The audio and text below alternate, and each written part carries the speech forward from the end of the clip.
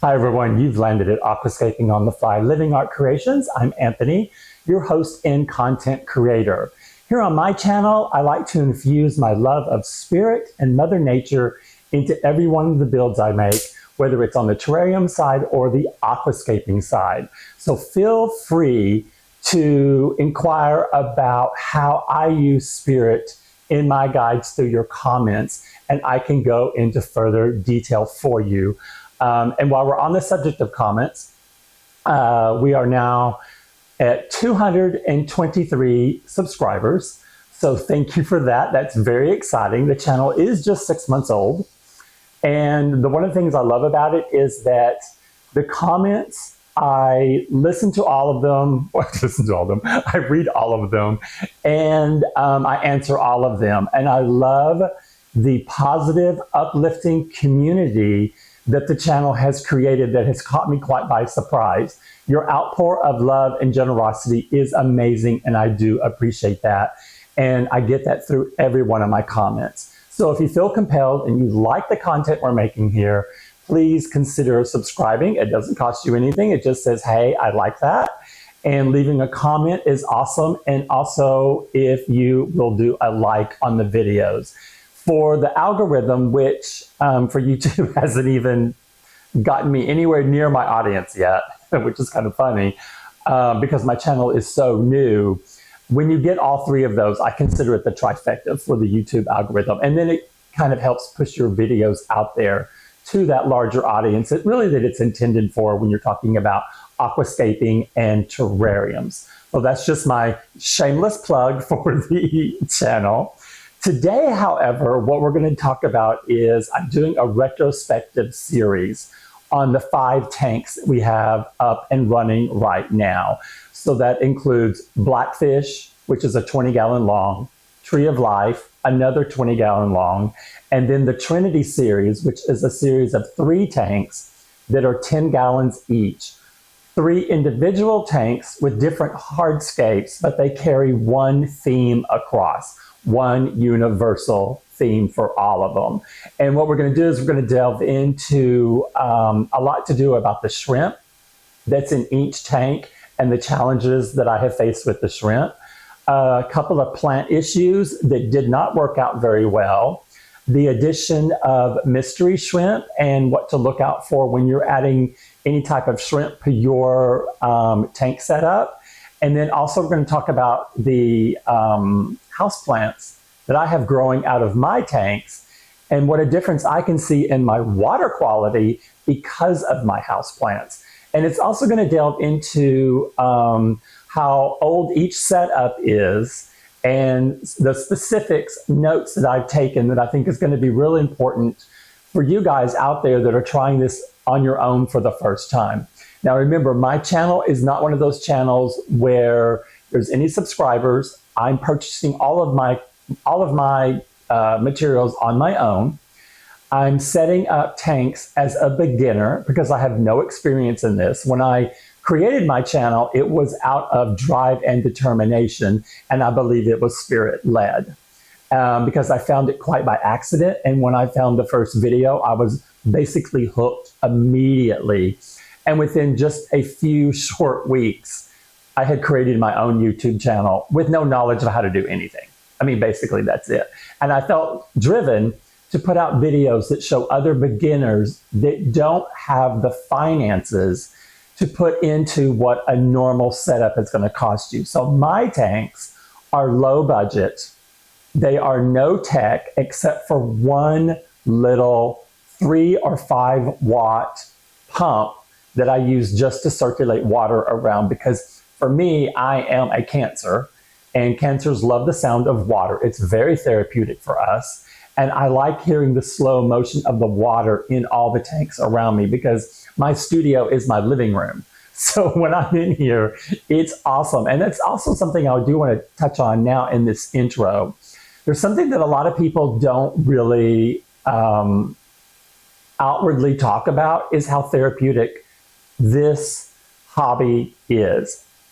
Considering the climate of the world, in North America right now, specifically in the United States, as far as what's going on politically around us. There's so much uncertainty. It's nice to have something when you come home that your sanctuary is you can unplug from. And when unplug, I mean the television and your mobile device.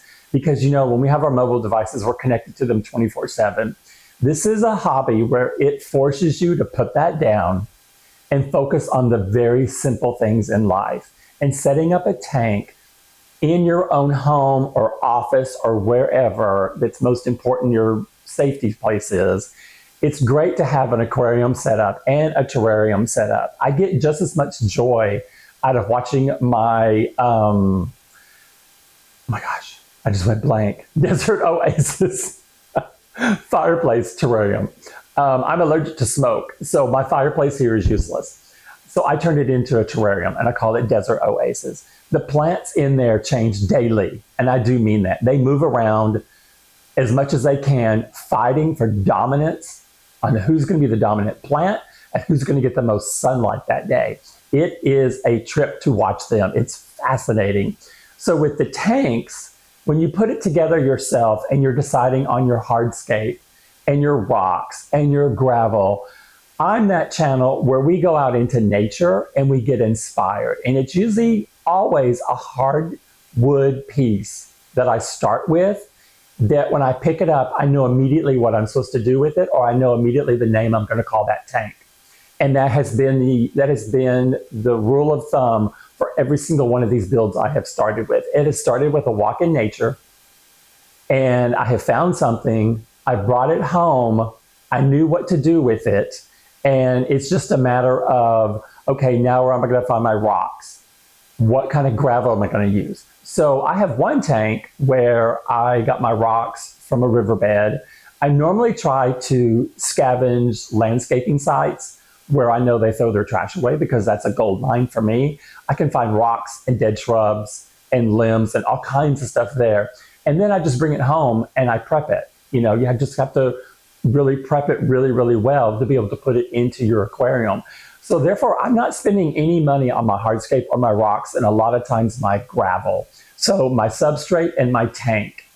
So the substrate, I do use an aqua soil substrate. My tanks, I get 50% off at PetSmart, and I wait until they have the additional 20% off coupon that's usually online. So I don't pay anywhere near what someone else is paying for their setup. So I'm not putting any extra equipment into it. And the lighting I use is very low budget, but I'm still using full spectrum grow lights. But I use the mini strips, and you'll see them on my video, but they're attached to the studio around it so that the light is coming down. I did have them attached right on the tanks, which is why I was using the, if you get your tanks from like PetSmart or Petco, and they've got the black little banding at the top and the bottom, I use that. I needed it in my setup on my studio because I have bolts that are holding the shelf up that 3 of my tanks are sitting on. If I didn't have the riser that's built into the tank, I wouldn't be able to put my tanks there because it would be a flat surface and the glass would be tilted. So I actually use the little black decorative piece that goes on there, and I use it on the ones on the top, and I attach my houseplants to it. So for me, it's very beneficial, and it doesn't bother my view. And matter of fact, I can hide my water line because the lip of that rim comes down into the tank. So if you always tap your water off, you'll always see water, and that's it. You won't necessarily see that corrosion line that you see on a lot of tanks unless you clean it really, really, really well. And I'm kind of lazy when it comes to that. I kind of like let my tanks go for a little bit. So I'm doing a natural planted tank, and I'm only using that little pump to circulate the water around, and that's it. So my builds, the most I've spent so far is just over $200. And when I say just over $200, I'm talking like $210. Most of my tanks are around $150, and that's all the plants I put in them. And I don't go cheap on my plants. I buy the plants I want. So if you're looking for a hobby where you can get into it and enjoy it, I've got shrimp only at this point. So when I do livestock, I will buy the ones that are a bargain price, and I will get the ones that will go in and cohabitate with other plants. I've already been doing research on the levels of the tank and what fish swim in what level. So if you're looking for a tank that has the full range of fish that are swimming in it, you need to do your research about who swims at the top, who swims at the bottom, and who swims in the middle section, so that when they're all going around doing their thing, that they're going to be happy in the different levels. And always remember that fish like to swim side to side, not up and down. So the tall tank is not as beneficial for your fish as a wider tank. It gives them more swimming room. So that's just like a little FYI. But so feel welcome to be in my channel, to come on board. I'd love to have your feedback. So right now I'm going to close this section out, and then I'm going to go use this same intro for every one of the tanks. Thanks for joining me today, and I hope you guys enjoy the videos. Okay, are you guys ready? Welcome to the Tree of Life. This is my homage to a irigumi style build.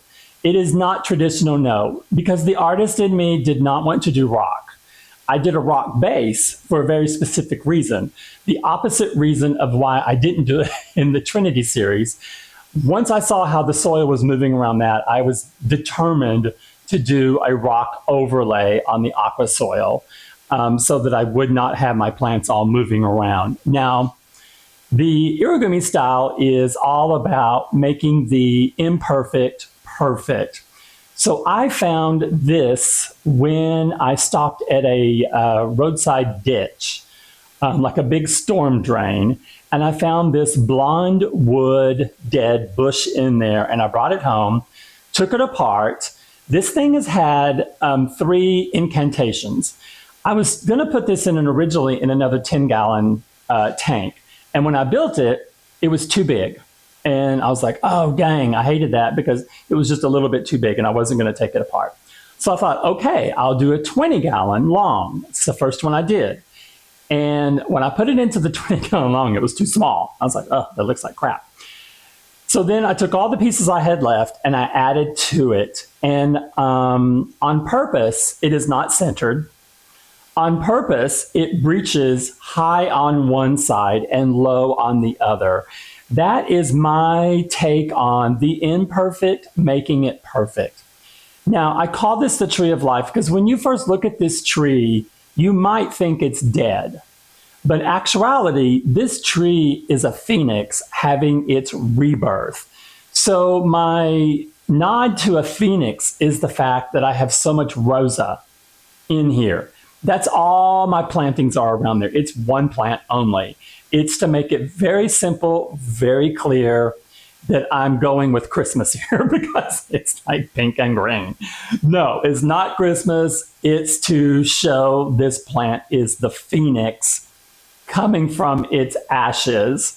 And then the only other thing I put in here was blues-aragon, which I love. It has this beautiful, almost bluish tint to its leaves. Now, an addition that's just been made to it is the fact that I've got croton growing up out of the tops. Now, this one was the first piece I put in. It was actually in a tank up above. I decided to put it here because these limbs can hold plants so much better.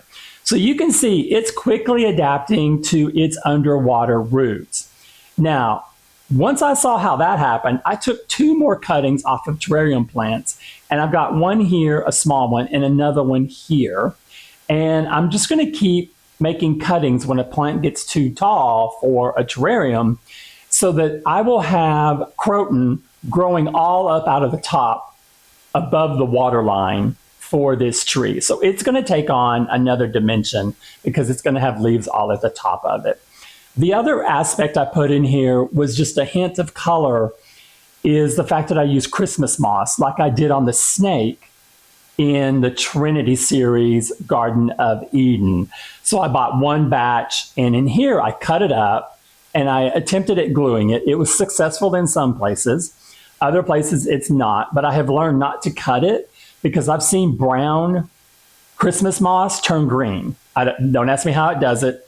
But what I'm loving is how, you can see in the background, some of it grows up straight, tall. It's supposed to grow up like a tree. And it's doing that down here in the foreground. It's, oh my God. To me, this one is so artistic. Now, this is the one rare time that I did purchase some rock. I purchased, this is, I believe, it was from Home Depot. It's the Mexican line. They have like 3 different color variations. And I like this one because I think it was, I'm not quite sure if it was called River Rock or not, but it had the colors that matched the gravel, the pea gravel that I already had. And I had decided that I wanted a complete rock base. And I will tell you this, that this tank has ghost shrimp in it.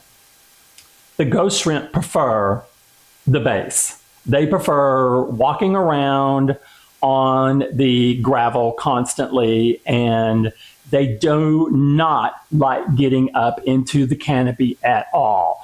And I will tell you why when we talk more about that. It's a bad thing. It's not a good thing. It's a bad thing. Let me see. Where is my note for tree? Here we go.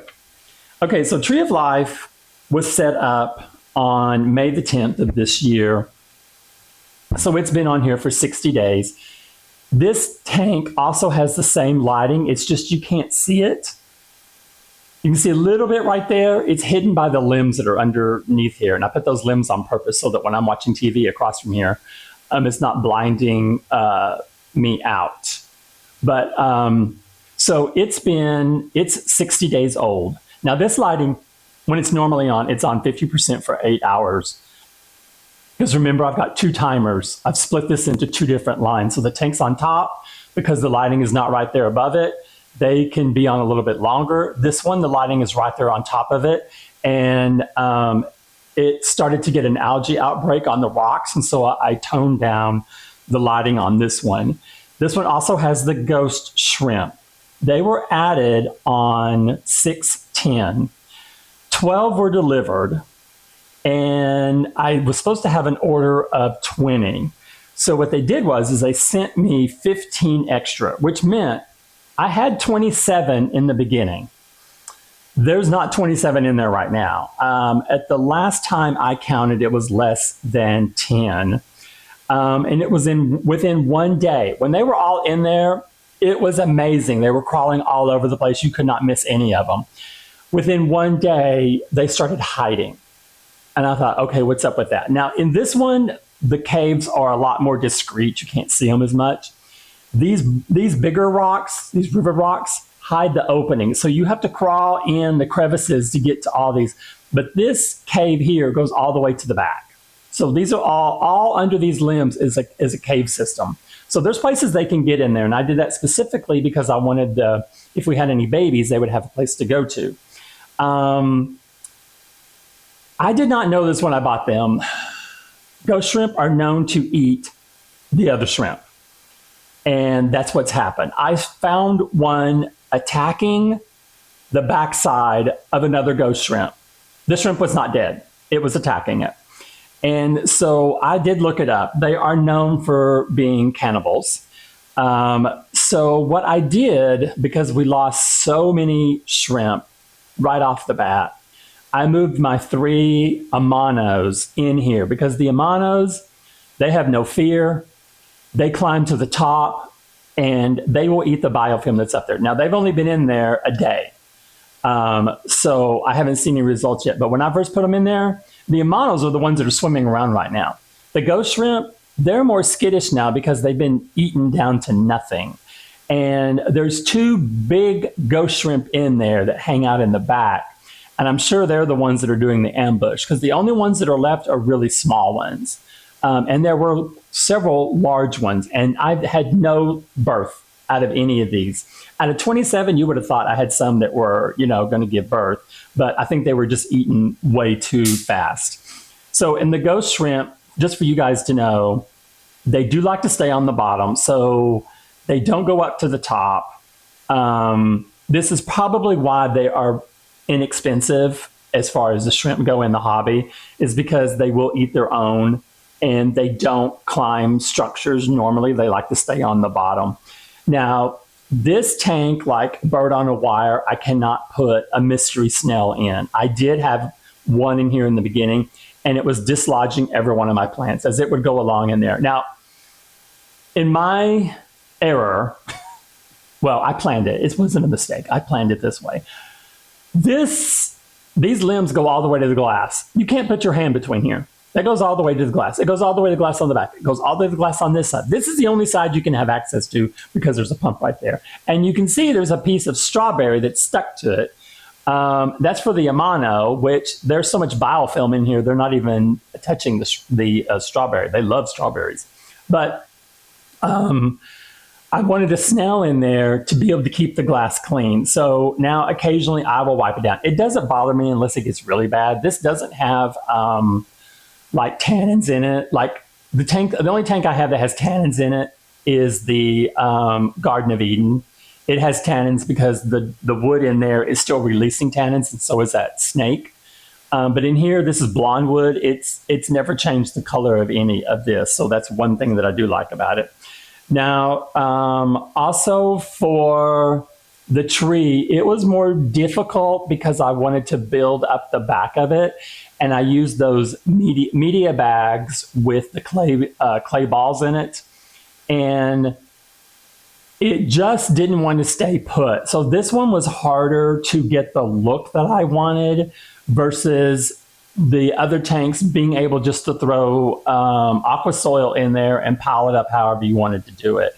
And it took a lot of gravel to cover in a heavy enough layer to be able to also get the look I wanted, because I didn't want to see the aqua soil. You would see it in a couple of spots, but I wanted just to see gravel. I wanted to make it look like it was gravel.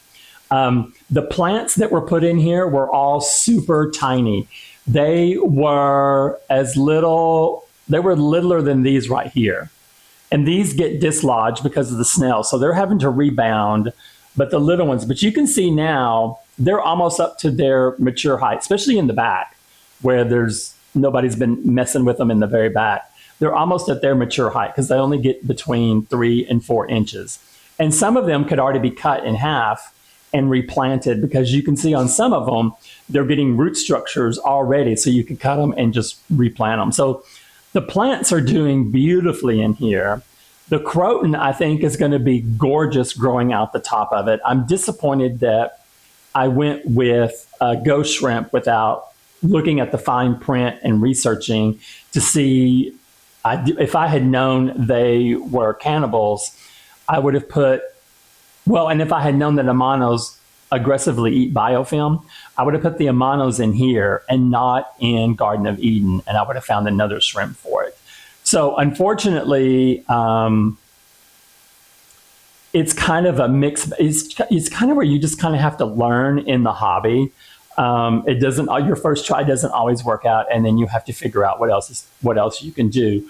But in this one, I am absolutely loving how the Boost Aragon, it's just been sprinkled through the tank to give you the illusion that the tree is starting to come back to life. That's one of the things I absolutely love about this. And now you can tell where the biofilm is.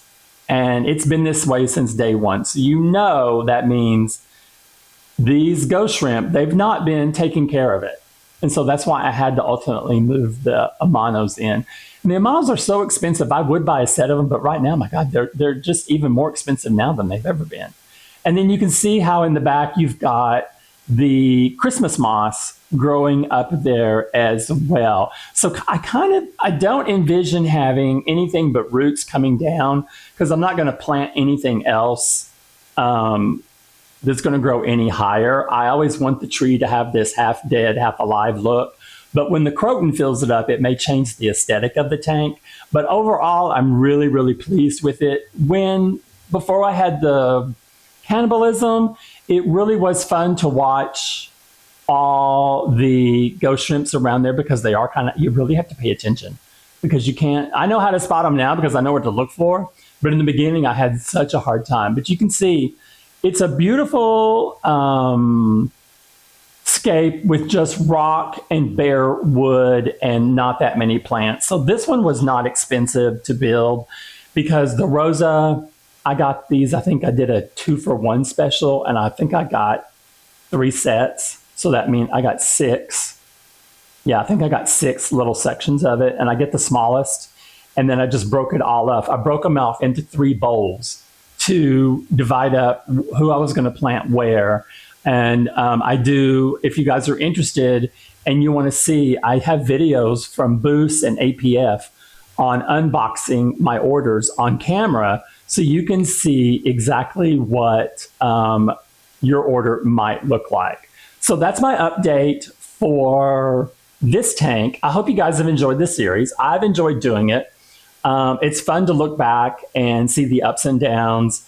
And of course, I'll put the text messages in so you can get the full laydown on more details about the tank itself, the pH, the water parameters, and exactly what happened to all the shrimp at the same time. So thanks for joining me. You guys have a great day, and I'll talk to you later. Bye-bye. See you on the next video.